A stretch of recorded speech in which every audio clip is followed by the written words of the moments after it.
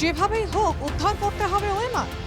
প্রাথমিক নিয়োগ মামলায় ওএমআর শিট বা উত্তরপত্র নিয়ে সিবিআইকে বড় নির্দেশ বিচারপতি মান্থার। শুক্রবার আদালতের পর্যবেক্ষণ। সার্ভারের মূল তথ্য উদ্ধারে ব্যর্থ সিবিআই। কেন এতদিন পরেও সার্ভার থেকে সম্পূর্ণ তথ্য উদ্ধার করতে পারল না সিবিআই? প্রথম সার্ভারের কপি কতবার ট্রান্সফার হয়েছে? তথ্য কি এডিট হয়েছে? যদি তথ্য এডিট হয়ে থাকে তাহলে সেই সংখ্যা কতবার? এরপরেই বিচারপতি মান্থার নির্দেশ, অল আউট ছাপাতে হবে সিবিআইকে। ওএমআর সার্ভারের মূল তথ্য উদ্ধার করতে হবে। পৃথিবীর যে কোনো প্রান্তের এক্সপার্টদের শরণাপন্ন হতে পারবে সিবিআই। প্রয়োজনে বেসরকারি তথ্য প্রযুক্তির সাহায্যও নিক সিবিআই। আইবিএম, উইপ্রো, টিসিএস এর মতো যে কোনো আইটি কোম্পানির সাহায্য নিতে পারবে কেন্দ্রীয় এজেন্সি। এমনকি এথিক্যাল হ্যাকারদেরও সাহায্য নিতে পারে তদন্তকারীরা। তদন্তের সমস্ত খরচ বহন করবে প্রাথমিক শিক্ষা পর্ষদ ও রাজ্য সরকার। সিবিআইকে আগামী 7 সপ্তাহের ডেডলাইন আদালতের।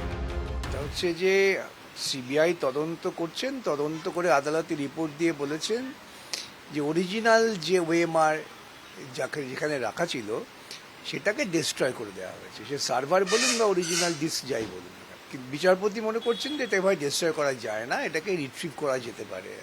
সেই ব্যাপারেই যে আদৌ ডিস্ট্রয় হয়েছে কিনা, ডিস্ট্রয় হয়ে থাকলেও সেটাকে রিট্রিভ করা যায় কিনা, কারা ডিস্ট্রয় করলো, কেন ডিস্ট্রয় করলো, এই সমস্ত বিষয়গুলো কতগুলো টেকনিক্যাল দিক আছে। সেই টেকনিক্যাল দিকগুলো জানবার জন্যেই সিবিআইকে নির্দেশ দেওয়া হয়েছে। যদিও চাকরি প্রার্থীরা বলছেন তদন্ত যেমন হচ্ছে হোক, তারা চান হাতে চাকরি।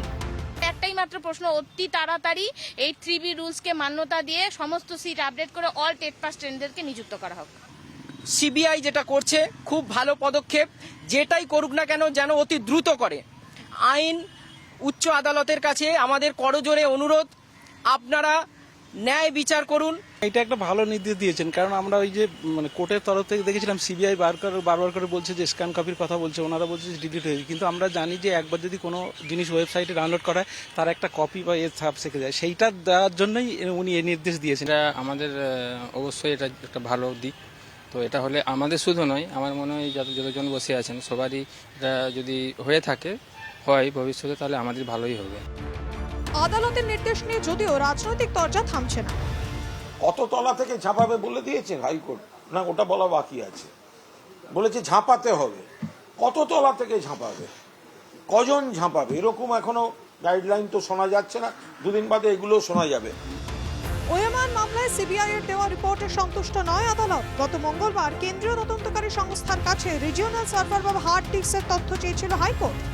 ওএমআর শিট স্ক্যান করে কবে, কোথায়, কোন হার্ড ডিস্কে রাখা হয়েছিল শুক্রবার আদালতের কাছে সেই বিষয় তথ্য চেয়েছিল বিচারপতি মান্থার সিঙ্গেল বেঞ্চ।